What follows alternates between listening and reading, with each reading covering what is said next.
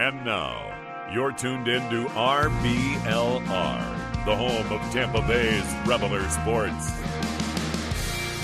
Salutations, everyone. Welcome back to another episode of RBLR Bucs. I'm your co-host, Musab, and can you believe it?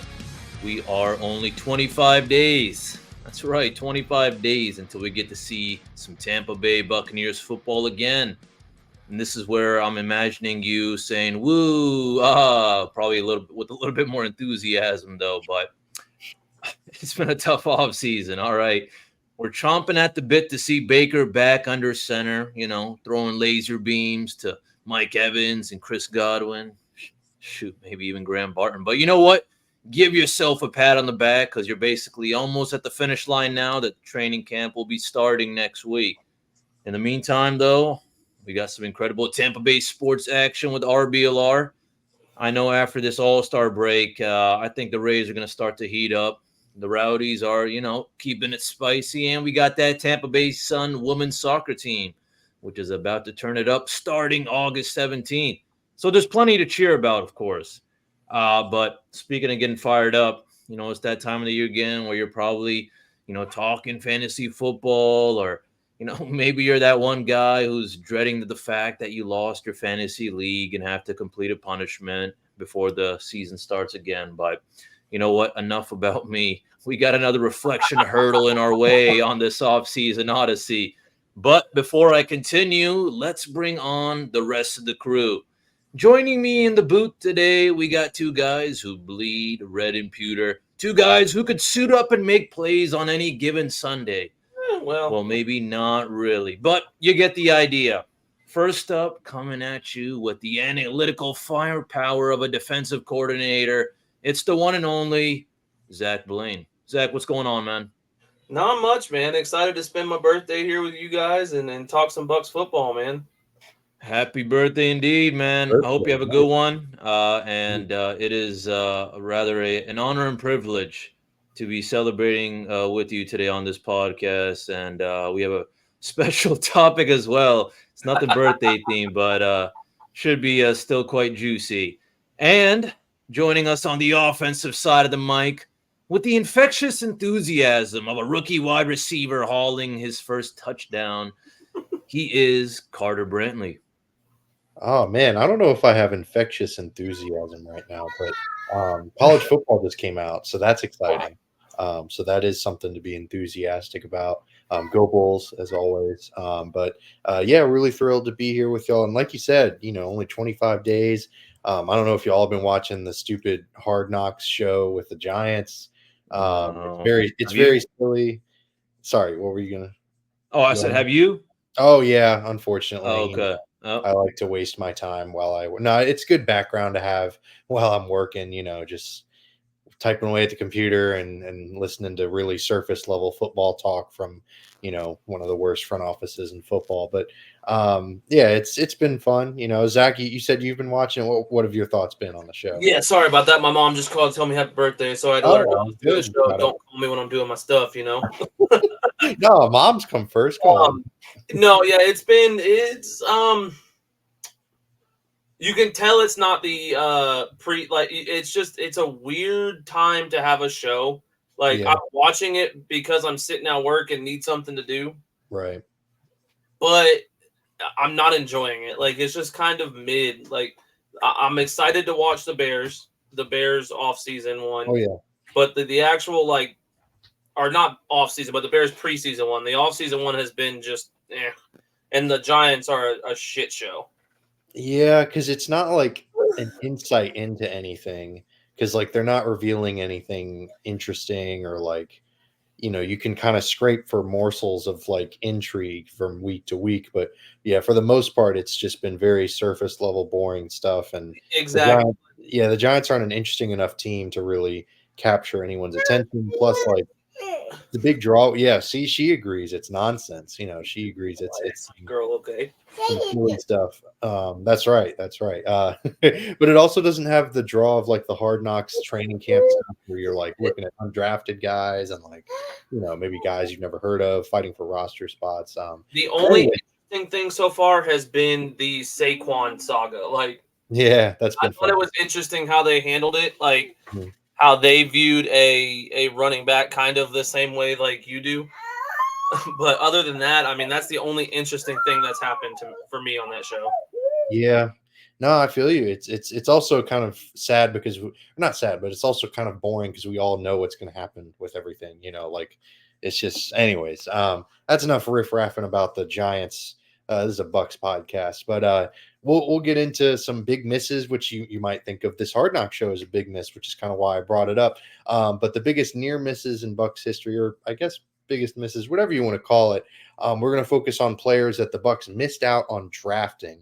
And we're going to talk or signing or trading for, but I think we're going to focus mostly on the draft. And who they picked instead, and we can theorize and what if and hypothetical ourselves to death by thinking about, oh man, what could have been, what could have happened, what could the Bucks look like now or in the past had they drafted someone differently, how could things have gone. So we'll get into it, and we'll do 5 rounds. We'll do 2 and then 3 at the second half. So I'll start things off. My first one was probably the most boring to most people, but I think it's the most interesting. Creed Humphrey. It was in 2021. He was picked literally one pick ahead of the Bucks, and they missed out on him and instead settled for Trask, or maybe they would have picked Trask even if Creed Humphrey were there. Regardless, it would be really interesting to see Creed Humphrey on this offensive line. I think we can all agree that he would be a massive upgrade on the interior, regardless of where he played. Maybe him and Ryan Jensen line up next to each other. Maybe he eventually becomes Jensen's successor, similar to how Philadelphia is doing with Landon Dickerson. I don't know, but obviously the Bucks would be a better team with Creed Humphrey on the team instead of Kyle Trask. So, excuse me, that was where I wanted to start things off. Then we wouldn't have had Graham Barton, man. If we had Creed Humphrey, we wouldn't have Graham Barton, and I know how much y'all love him. See, I might disagree. I think they would still draft Graham Barton because they'd still need to supplement. You know what I mean? I don't know, but who knows? We don't know. But that would be an exciting thing to see for sure.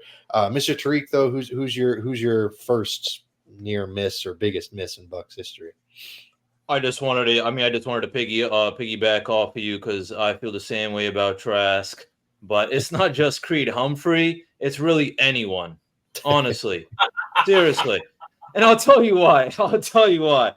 You don't get someone in the second round and say, okay, fine, this guy's, he's the future or whatever. Fine. I totally understand, he had to wait his time, behind Brady, of course, but this guy he's still barely seeing any reps. Okay.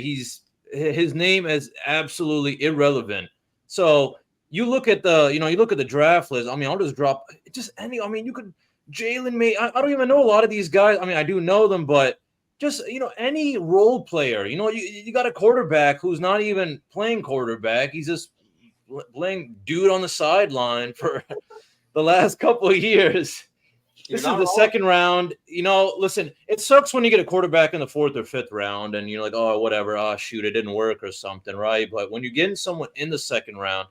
I'll just summarize it. I just think that the Buccaneers were just dicking around after they won the Super Bowl. And I think they just started just saying, you know what, let's just have a little fun with it. Obviously, woohoo, we won the Super Bowl, but obviously Brady's not going to be here forever. So let's find our next future quarterback. But I think it's a mistake that, it's like those mistakes that like corporate will never, apologize for. They're just going to throw it under the rug. But, this rug's got a bunch of roaches under there and they're crawling out, and you gotta open up that rug now and throw it out in the junkyard and do what you got to do. Call the exterminators.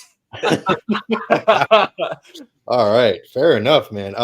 Yeah, I'm with you. Sorry if I just got off on my little soapbox, but I just wanted to. Please, that's the whole point. Yeah, I mean, absolutely. There's a bunch of names on here that went after Trask that really could have been better. Evan McPherson, if you want to go kicker. I mean, he was kind of fun for Cincinnati. But the biggest names, Amon-Ra St. Brown, he went to the Lions in the 4th round of that draft. And then the safety for San Francisco, Talonua Hufanga out of USC. Yeah, he's been fantastic for them. But, those are 4th and 5th round picks. It's tough to see them go behind someone like Kyle Trask, but at least the Bucs can take solace in the fact that a lot of other teams passed up on those two guys as well. So I guess that's kind of a slim, very tiny silver lining they can take out of this. But yeah, it's tough. It's tough to pick a guy that's played, like a game, no real meaningful snaps. Like you said, he's just been on the sidelines his whole career. So tough to see for sure. But Mr. Blaine, I'll pass it over to you. Who's your first pick for the biggest misses in Bucs history? Biggest one of the first one for me. These are not in any particular order. I just gotta point that out.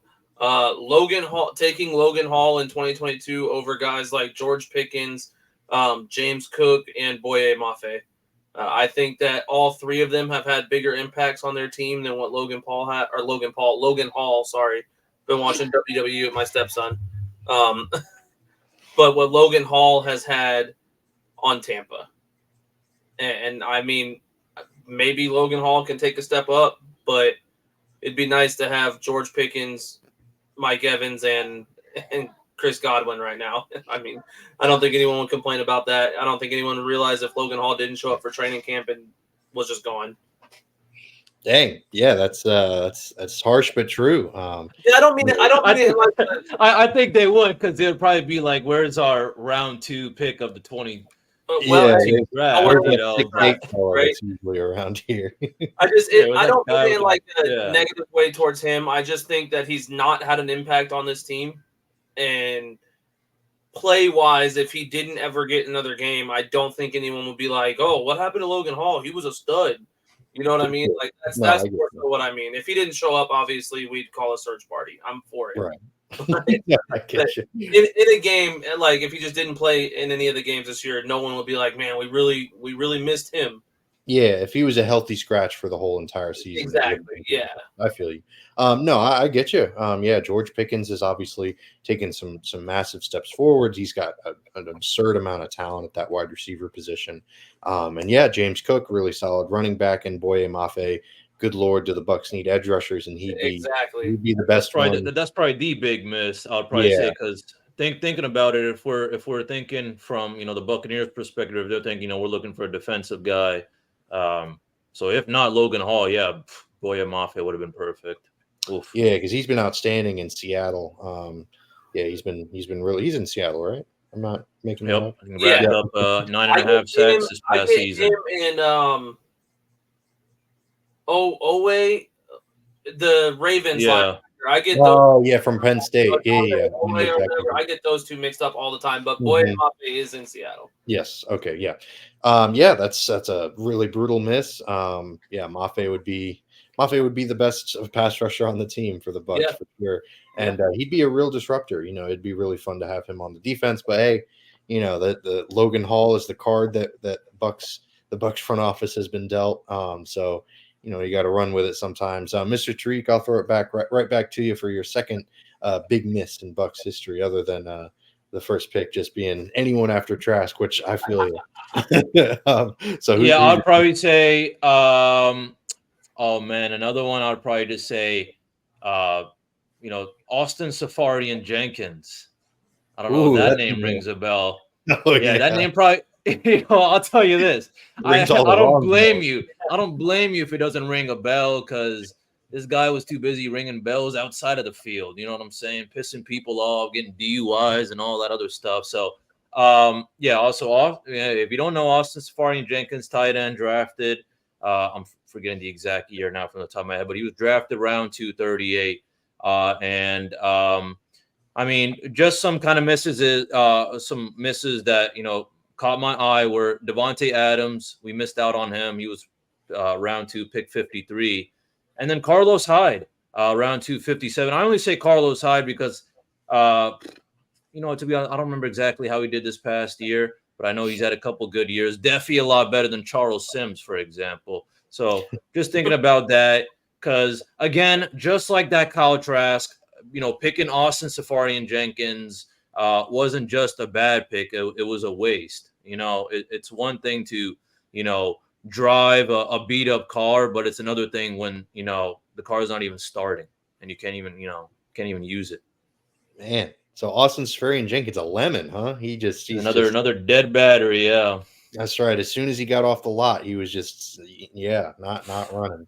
I feel you. Yeah, Seferian-Jenkins was a tough pick. He was fun to use in Madden. I'll give him that. He was Oh, really really? fun in Madden. Yeah, Yeah. he was really fun in Madden, but so have plenty of other really bad players. So that like Tyree Jackson's really fun to use in Madden. And if you don't know who that is, I don't blame you. He was like Tyquan Thornton. yeah, exactly. Ooh. Like He's this year's like stud. Everyone trades him away for like a 4th-round pick in a franchise, and then he goes off for 3,000 yards in a season. It's crazy. yeah, he's just really fast. So yeah, missing out on Devontae Adams. That's ouch. Yeah. Even if Adams doesn't stick around in Tampa, he could have very well been traded for more draft capital. So yeah, it's brutal. Yeah, it's definitely a brutal miss. Mr. Blaine, who's your second big miss for the Bucs? My second one is taking Mark Barron in the 2012 draft. Ooh, big throwback. Yeah, so I got a few older ones on here. For sure. I love it. Mark Barron over guys like Fletcher Cox, Luke Kuechly, Ouch. Stephon Gilmore, Oh, man. and Harrison Smith. Yeah, that's 4 all-pro defenders. All of those guys came after Mark Barron, who played for us for, I don't even think he finished out his whole rookie contract before he went to St. Louis. Yeah, I think he was kind of a hybrid safety. linebacker, right? Yeah, went from safety, started off as a safety with us. Then we moved him down to linebacker because he wasn't doing very good at safety. Right. And we got rid of him.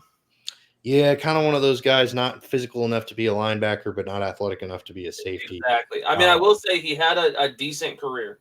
Right. I mean, he not wasn't necessarily a good career, but he was in the league for a hot minute, and he did all right. But imagine having any of the other players, Kuechly, even with his career cut short because of injuries, having Kuechly, having Harrison Smith. Imagine a defensive back room with Harrison Smith and Antoine Winfield Jr. in it. I mean, that's just Stephon Gilmore as our corner. Oh my god, dude, that's one of the worst ones for me. Yeah, defensive player of the year, Stephon Gilmore. Yeah. I mean, just nasty stuff. Luke Kuechly would have been really, really fun to see line up with Levante David for sure. Yeah. So yeah, I don't even know what to say. That's a tough break for the Bucs, to say the least. So I'll continue my 2021 trends. I'm glad that there's some variety. I love the throwback picks because I didn't really have much of a throwback aspect to my list. But my second one was Tyson Campbell. He was picked in the second round by the Jacksonville Jaguars in 2021, and he has turned himself into quite a quality outside corner. He's been pretty good over there in Jacksonville. And of course, the Bucs, picked Joe Tryon-Shoyinka, who much maligned. We've discussed him ad nauseum. He's been a bit of a disappointment, to say the least. So I thought, I know Zach's a big corner guy, so I figured I'd bring Tyson Campbell up and kind of get the juices flowing. But yeah, him and Jamel Dean, man, that would be a really, really fun secondary. That'd be fine. That'd be a really quality defense to round out that back side of the defense. But what are you going to do? You're not going to hit on all the draft picks, and they really screwed the pooch on that one. But we'll keep getting to the rest of them. But before we do, I want to talk about the Tyson Campbell of wardrobe options. Actually, I'd say more. He's more like the Luke Kuechly of wardrobe. There we go. Yeah. Yeah, because Tyson Campbell seems to be shooting that bar pretty low, but shop.rblsports.com. We've got some great options there. Rays, Bucks, Lightning, Rowdies. We've got it all. Anything Tampa Bay sports related, we've got it. Shop.rblsports.com. You can hop on there, find whatever you want, find whatever you're looking for, because we're coming up on the Bucs season starting back up, but the Rays are in season, the Rowdies are playing. So definitely check it out. And we'll give you a promo code since we're in the drolls of the off season and, everyone's just waiting for football. We're talking about freaking, hard knocks with the Giants. So obviously we're all depressed looking forward to football. So here's the promo code. It's Cannons, CANNONS. You type it in, get 10% off your entire order. All right. So now we'll go on to this second half of our biggest misses in Bucs history. So I'll kick things off. TJ Watt. I know that he's a big time name. Defensive Player of the Year candidate pretty much every year of his career. He's one of the best edge rushers in football. He was selected late in the first round of 2017, and the Bucs picked before he went to the Steelers, and they picked O.J. Howard, who he is no longer. Yeah, he's no longer in football. Another tight end. Yeah, another tight end in the trash. For sure. Another lemon tight ends. Just some brutal stuff for sure. Him and Austin Seferian-Jenkins. It's a tough miss. TJ Watt's obviously, one of the best defensive players in football, and the Bucs don't have him. The Steelers do, but my goodness, he'd be a lot of fun to watch in a Bucs uniform. I think he'd be he'd just be just as dominant in Tampa as he is in Pittsburgh. So, that's kind of a fun hypothetical to throw around thinking about TJ Watt playing on those Bucs Super Bowl teams, because then he'd be out there with Brady, and Gronk and all those guys. So that but can you imagine if we got Watt, then we wouldn't have Zach's beloved Devin White. That's a good point. I would be so heartbroken over that. Oh, man. I bet. Yeah, I mean, absolutely. Yeah, the Bucs would rethink a lot of stuff. I hope you guys think about these things. When you're picking the players, I hope you think, who would not be here if we got this guy? Oh, trust me, I have. If we got James Cook instead of Logan Hall, Rashad White wouldn't be here. Oh, I disagree. I don't. Oh, man. I don't know. To me, Rashad White and James Cook, they're a little bit more even than I think you're giving them credit. Oh, you are insane. Oh, maybe if we're just counting the pass catching ability, yeah, I'll give you that. But as a running back, James Cook is far better. James Cook also gets to have a better offensive line. He's got Josh Allen as his quarterback. Stephon Diggs was running routes, so people had to respect the crap out of their passing game. I don't know, man. Is Mike Evans better than Stephon Diggs? I feel like Stephon Diggs and Mike Evans are pretty even. Josh Allen is significantly better than Baker Mayfield. I'm leaning a little bit. I'm leaning a little bit with Carter on this. I mean, because first of all, now this is not just a new quarterback. This is our quarterback now. Now that Baker's running the ship. All right, now you got Graham Barton now protecting Baker and Rashad White. Yeah, and have him last year. Bro. You got Ben Bredeson. Since we're talking Giants earlier on. We got Ben Bredeson. Yeah, that Giants offensive line was fantastic last year. We should ask Danny Dimes about that. For sure. Oh man. All right. But getting back on track with sorry. No. That was great. That was very, very quality conversation. TJ Watt behind OJ Howard. That's my third guy. But Mr. Tariq, who's your third pick for biggest misses in Bucs history? You know what? I mean, I love your guys, but I got another. I think I call this the trio of trash, and this is another absolute waste of a pick. And this goes to Mr. Roberto Aguayo. What in God's name was the Buccaneers organization thinking getting the kicker in the third round? You know what I'm saying? I don't care who you are. You don't get a kicker in the third round. Or second round. Yeah, thank you for correcting me. Second round. So, yeah. Another second round down the drain. What is up with these second rounds? Kyle Trask, second round. Austin Seferian-Jenkins, second round. O.J. Howard, second round. Roberto Aguayo, second round. But again, it's the same thing. The same thing I said about Trask, the same thing I feel about Roberto Aguayo. Anyone, okay? But since we want to get a little bit more specific, just thinking about the now and all that. Just imagine if we got James Bradberry, who was drafted after him. James Bradberry was drafted round 2, pick 62. So he's not a game changer, but I mean, thinking about our cornerback, DB situation, these last couple years, I think we definitely could have used a guy like James Bradberry for sure, instead of getting a kicker like Roberto Aguayo, who is now working for, I think, Citibank, in case anyone was curious. Listen, on the bright side, he did score more points for the Bucs than Kyle Trask has. So he was a little bit better of a second round pick than Kyle Trask. Ooh. I don't know. I guess the expectations for a second round kicker for me are a lot higher than a second. No, agreed. I'm being a complete smartass there. No, for sure. That is a true stat. He has scored more points in the Bucs uniform than Kyle Trask has. That is true. Just depressing throwing these names around. Yeah. Do we, Mom? Yeah. I know we've already talked about these guys, but it's just another pick down the drain, Yeah, I mean, you're spot on. Yeah. It was an awful pick, and even when it happened, I remember sitting there like, just what the hell are we doing? Like at Yeah. the time, I wasn't thinking, oh, we could have taken this guy, we could have taken this guy. I just saw Roberto Aguayo kicker, and I was like, in the second round, what? Yeah, it's Yeah. weird. And then I can't lie, I bought into the hype afterwards. I was like, this dude's a stud.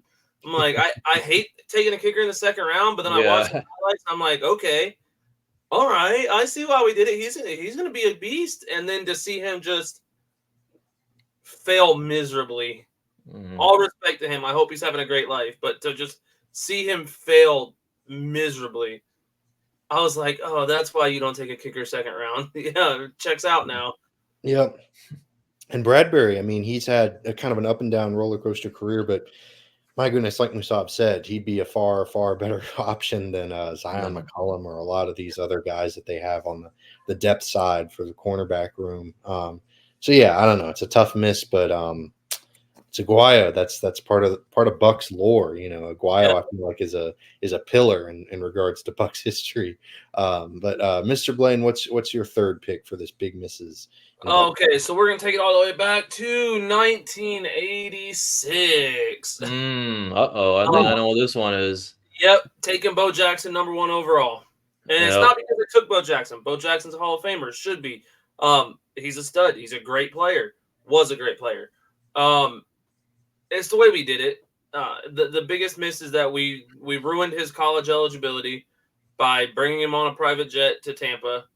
Um, and just the way we went about it felt like it was a miss on our front office's end, and then to still take him after he told us that he wouldn't play for us is just ballsy, and it didn't work out. And that's one of the biggest what if moments for me as a Bucks fan. Like, obviously I wasn't around when that happened, but like, what if we had Bo Jackson as our running back? What if Bo Jackson was seen in the Got Milk commercials in a Tampa jersey and not a Raiders jersey?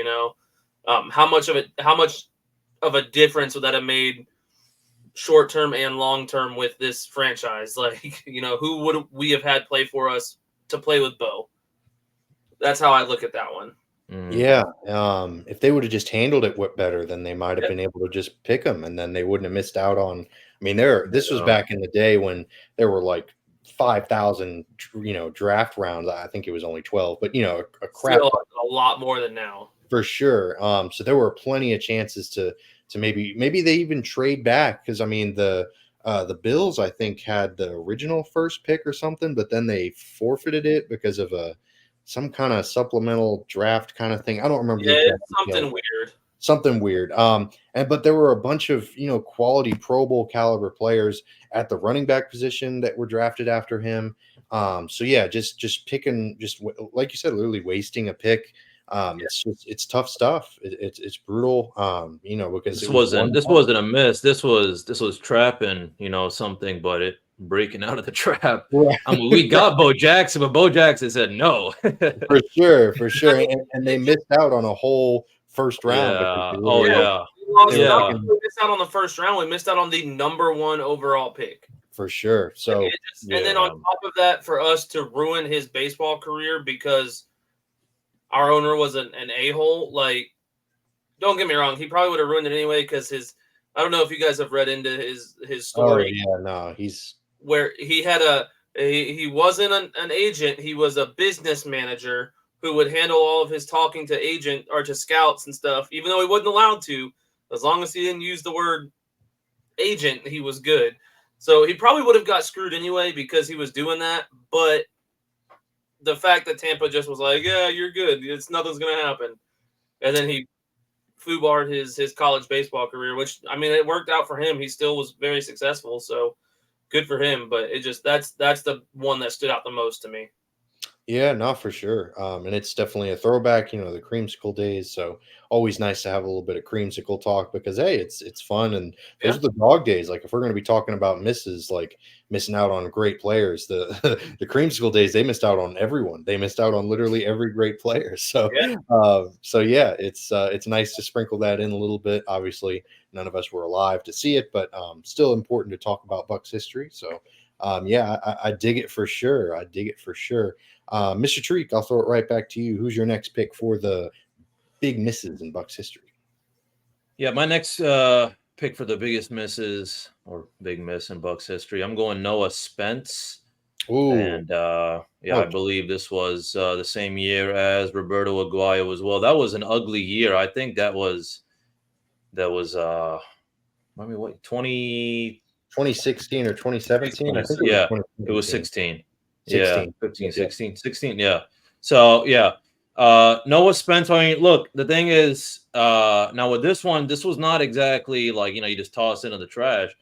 He had a solid first year. I don't know, things happen. He just wasn't consistent, and it didn't really work out for him in the end. But guys we missed out on, or just imagine, had we not gotten Noah Spence, we could have gotten Derrick Henry, Michael Thomas. And also, I want to let you know, instead of focusing on that, or instead of getting that Aguayo pick, think about, okay, you focus on getting any defensive end, okay, or the top defensive ends, and then you can get one of these guys like Derrick Henry or Michael Thomas as well. Derrick Henry round 2, Michael Thomas round 2 as well, pick 45 and 47. Hell, even Carl Nassib was available in round 3. So if I'm comparing careers, I'd rather take Carl Nassib than Noah Yeah, I Spence. mean Nassib eventually ended up on the Bucks. Thankfully, he was really fun. Exactly. Yeah, so it was a good time, and yeah, I mean, it's tough to draft a guy like Spence and have him kind of just unfortunately not work out. And like you said, Henry and Michael Thomas, my goodness, they had. Yeah, this one was a little different than the other ones I had mentioned, just because you know we chose a guy for the right reasons. This was not making a stupid Yeah, pick. You're not picking a quarterback out of nowhere, a kicker out of nowhere. This is like, okay, hey, listen, we need a defensive end. We got a good defensive end. He proved that he was worth the pick in the first year, but it just didn't really work out. So looking back at it, in hindsight, you could have gotten someone else, but yeah, this this is one was, definitely yeah, yeah, a hindsight pick, like you said. right, At yeah. least the process is Or a kind of there. reasonable, yeah, a reasonable mistake. Yeah, For sure, but it's still a mistake nonetheless, and it's still a massive miss, for sure.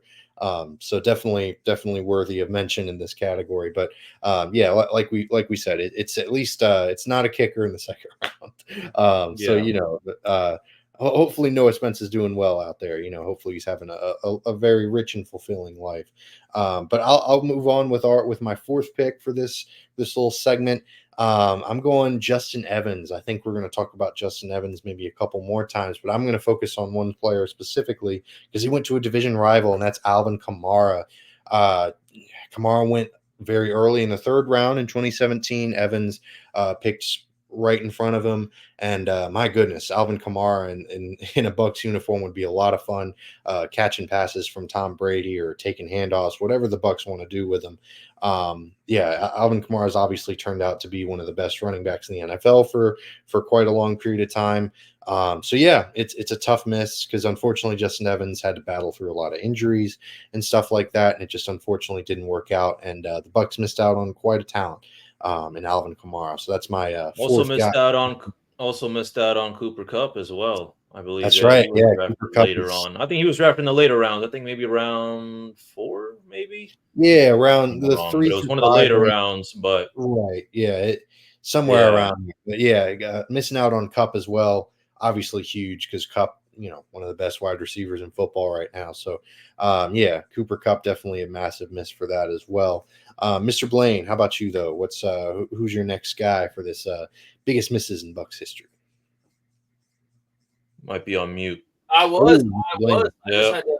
Yep. Okay. Anyway, uh, back in '07, the 2007 NFL Draft, Tampa took Gaines Adams. We missed out on guys like Adrian Peterson, Hmm. Darrell Revis, Ooh, Ouch. and Patrick Willis. Oof. Yeah, those wow. are three Hall of Famers right there. All My the same goodness. level players, and we took Gaines Adams. Oh man, Yeah. poor James Adams. So it's another one of those things where Gaines Adams was just not very successful for us. I think he totaled like 13 and a half sacks in 36 games or something along those lines. Just not impressive in Tampa.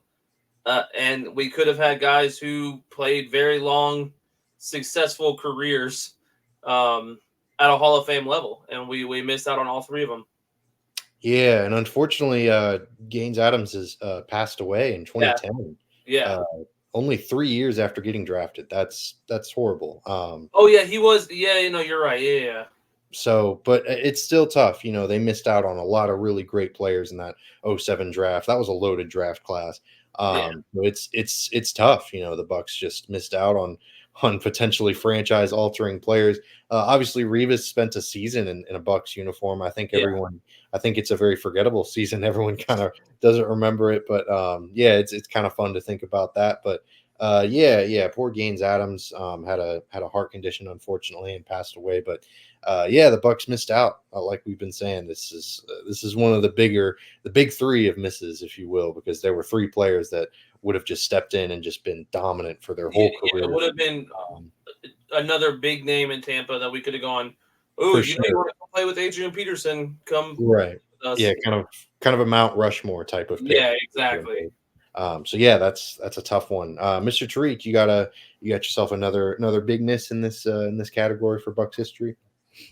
I want to call it a big miss, I guess. Yeah, I think just because I think he would definitely change up something for sure. I'm going kicker again, and this is going to get a little interesting. I'm going with Matt Gay, which was a round 5 pick, 145 pick. And the only reason why I say this because, again, I think it's stupid to pick kickers even in round 5. I don't know. There's just nothing appealing about it. Okay? Oh, I'm cool. I'm cool with the kicker at round 5. Anything 5, I'm cool with it. Okay, maybe I would have been fine with Roberto Aguayo because he really made a name for himself, but I had no idea who Matt Gay was, and I just thought it was kind of stupid again. So, the only guy I thought about at that time was okay, well, who do we miss out on? And we missed out on Dre Greenlaw, round 5 pick 148. He was picked just a couple picks after, so just makes me think: had we not drafted a kicker, had we just done something else, drafted a guy later on, we could have got Dre Greenlaw, and who knows where our linebacker room, what would it be like if he was on our team? Yeah, and Musab, I think you're on to something. I'm not sure if this will ever take hold, but I do love the idea of just never drafting any special teams players like kicker or punter, long snapper, because they're just so easily replaceable. They're not like they're all just jumping around. I sure. feel like there's a very small number of kickers that stay with the team forever. I think from the top of my head, I believe like Justin Tucker, on the Ravens. Yeah. I feel like he's been on there for a while, but everyone else, especially these days in the league, everybody and their mothers are just changing teams, season after season. So, yeah. Yeah, no, I'm with you. Because why not just take a chance on a higher impact position, and instead of just taking a swing on a position that you could maybe find on the street that would have. But what if God forbid, Matt Gay's still in the NFL doing very well for himself. For sure. Why would you want to miss out on that opportunity to get the next Justin Tucker? I'm putting that in air quotes because you might not. The odds of getting someone as lights out as Justin Tucker is slim to none. Like he's, in my opinion, tied with Adam Vinatieri for the best kicker of all time. For sure. Yeah, he's up there. Absolutely. So why would you in the 5th round? Like, what are the odds of who was drafted before Dre Greenlaw at 147?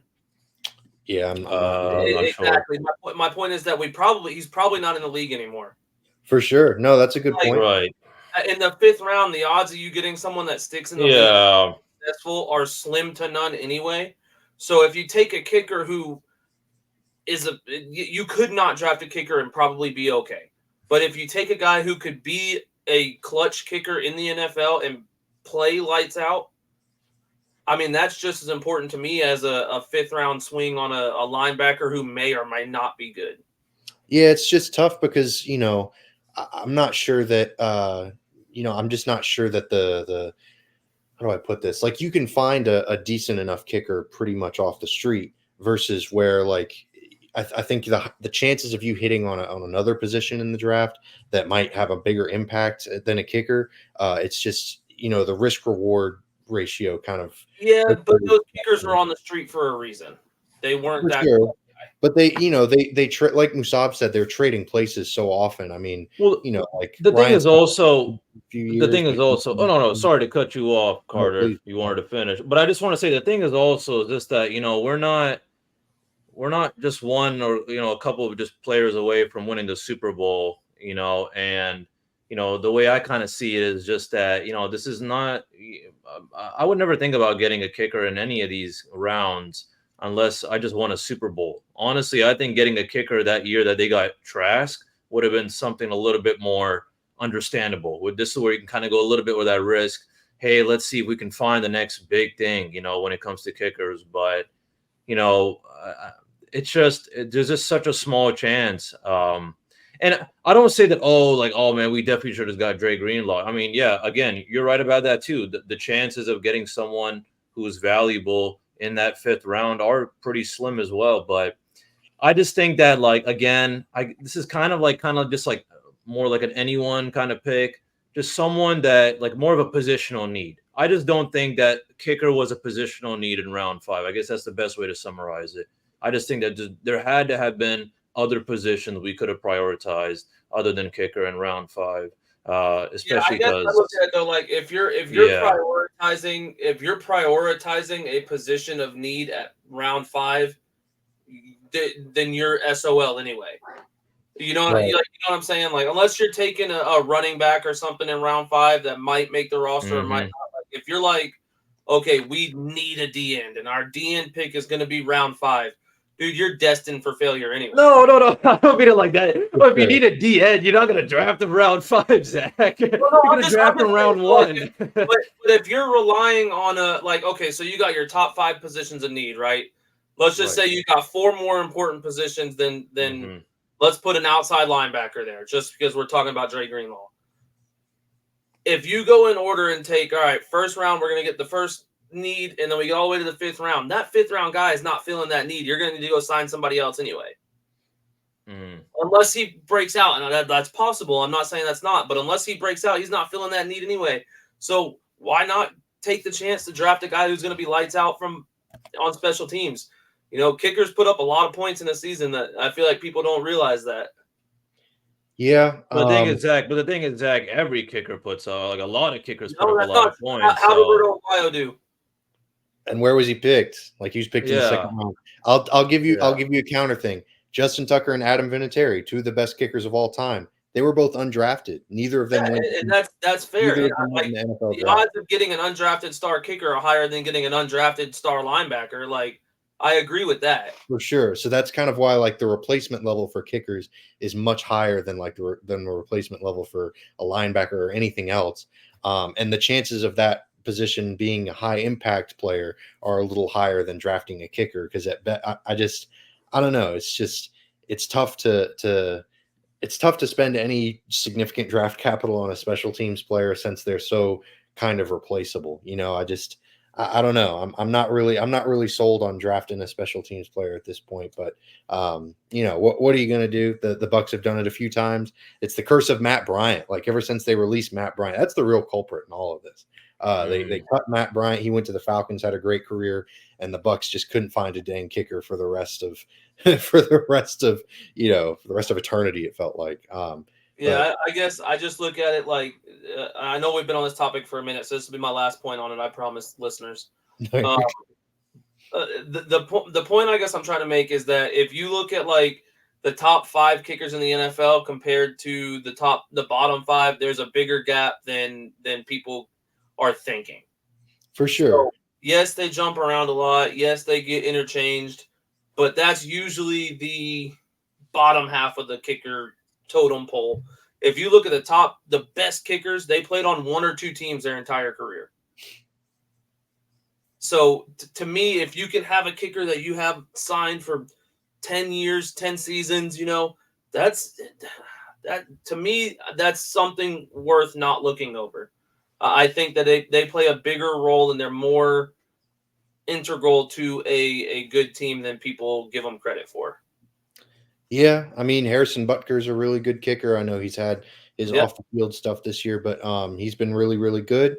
Obviously there's some great examples of teams making their kicking kind of their strength, like Justin Tucker. There was those years. Matt Prater, he was in Denver. He was doing his Brandon thing. McManus, Um, also in Denver. yeah, Brandon McNamus also has his own off the field stuff. There's just there's a lot of kickers that kind of I think of investing in the special teams room more of via free agency. You go out and sign a veteran established kicker because to me cap space is less valuable than draft picks in my mind. Like draft picks are more valuable than like $3 or $4 million in cap space. See, No kicker is going to I go for think like 10 to I 12. think that's where we differ because I think that um cap space is more important than draft capital. I guess the insignificant amount of cap space that a kicker would potentially take up is what I'm Yeah, getting. and that's fair. But I'd rather if you gave me the option of taking a proven linebacker, and I'm just using linebacker as an example. If you can take a kicker in the 5th round and sign a linebacker you know is good, Of course, for yeah, sure, but like I would do that over drafting an unknown. of course, for sure, and I'm not really referring to like using these late round picks to Yeah, find just starters. in general. They're mostly lottery tickets because like it's just like eventually one of these times you're going to hit on a late Yeah, round pick. I It mean you doesn't would hope happen. so at least. Yeah. Right, and it doesn't happen super often, but when it does, it's huge. It's a very, very high impact thing, and if it's not in the special teams, it can be a really high impact position. So, anyways, that was a very long little diatribe, but I thought it was interesting. I always really enjoy roster construction and talking about different ways to draft and because teams still spend draft picks on special teams players. They still spend first and second It just round picks comes on down running backs. to, well, I guess it also just comes down to how much, we and then the organization values these positions, how much they had valued the kicker. Because, this is just the first thing that came to my head. Think about if you're building a hospital and you're, trying to hire different medical specialties, you're not going to hire, six only primary care doctors. You're going to hire a cardiac surgeon, an orthopedic surgeon. You're going to hire the money makers because the hospital's got to make the money, right? You're going to hire people who bring a lot of money or skill, to the team. Not that I'm saying kickers are absolutely useless, but they have exactly one simple job, and that is just to, Ooh, simple, huh? no, But if it's you just only have one it's thing very that straightforward. It's very straightforward. You I know what get I'm what he's saying? saying. There are Yeah. a couple of certain things that you can explain why a kicker is good or why he's bad, and that's about it. You know what I'm saying? But you can say a lot of things when it comes to any other position. So I just think it's really not a bad thing. I mean, we're I didn't mean to crap on a round 5 pick, because again, this is not a round 2 one, but Right. I No, for just sure. I just think about it. It's just like I don't know. It's just my personal belief that I just don't think it's worth getting a kicker, especially these days. Maybe it was different back then, before I was watching football. But from what I've seen, it just a lot of the dudes, yeah, dudes can go around or whatever, and yeah, I mean that's part Yeah. of the game. And they're super fickle. Like the performance of kickers can vary from year to year so greatly. Like it's Hmm. very short leashes. Like if a kicker has a bad year, like he can be gone like that unless he's signed to a big guarantee contract, which is not really super wise either. So yeah, I don't know. It's an interesting thought process, interesting discussion for sure. But we'll finish off the episode with a couple more of these big misses. Zach, I'll throw it right back to you, my man. Who's your last little big miss in Bucks history? All right, so this one hurts because this is one of my favorite Bucks players of all time. Oh, yeah. Um, I wish he was more productive here because our less injury prone while he was here. Let me say it that way. But yeah, one of my favorite players all time in the Tampa Bay jersey is Cadillac Williams. Um, but in the 2005 draft, we took him over someone who I really hate but is really good at football, Aaron Rodgers. Yeah. And there was a point where Aaron Rodgers was expecting to come to Tampa. He was expecting Tampa to draft him. And instead we took Cadillac Williams, who we needed a running back. And Cadillac Williams, when he was healthy, was a very good running back for us. Absolutely. But you can't tell me Aaron Rodgers wouldn't have been a difference maker for up until today. He's still playing. So, Right, for sure.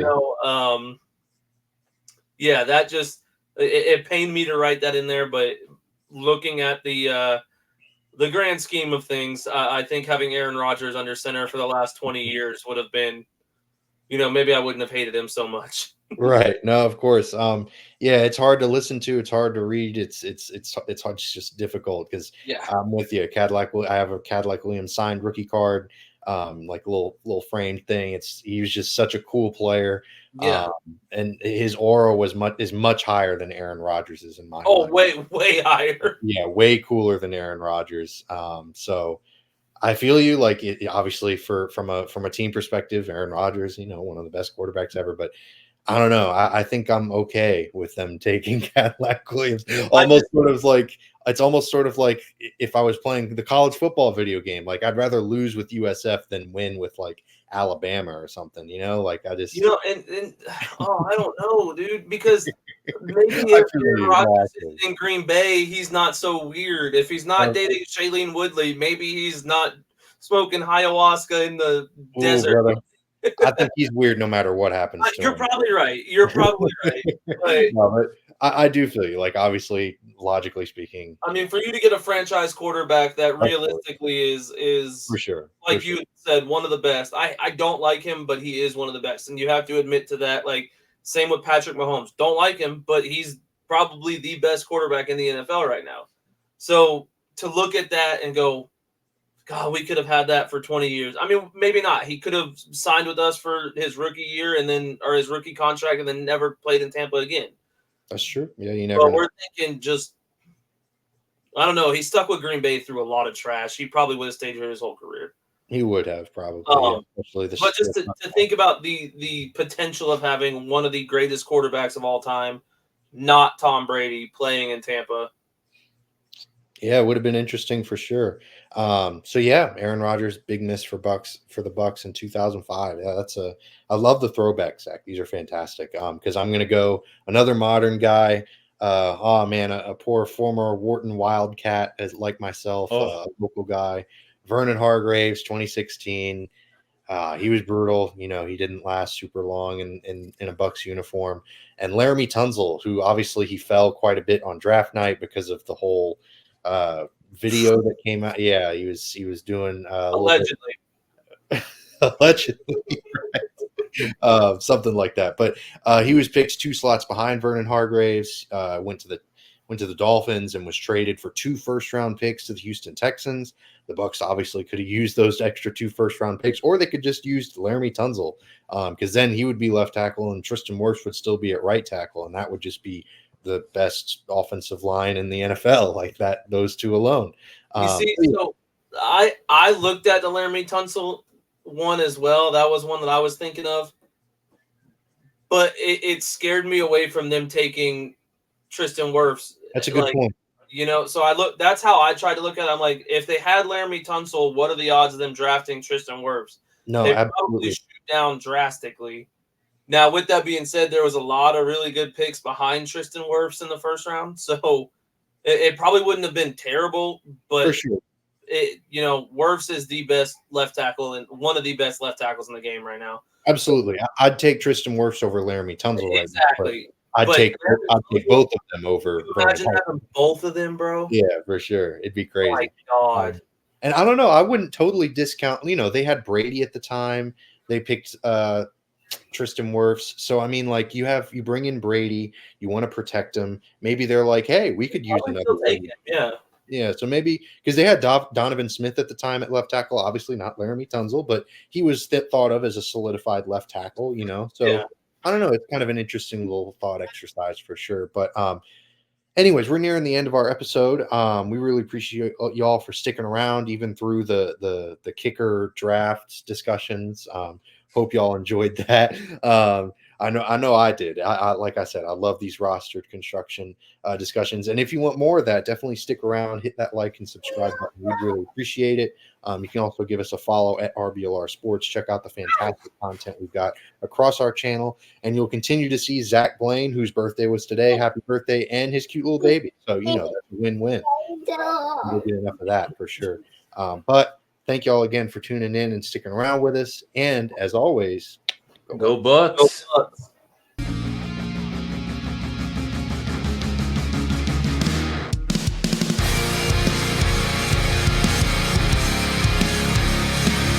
Thank you for tuning into this presentation by RBLR Sports. On your way out of the stadium, please remember to like and subscribe.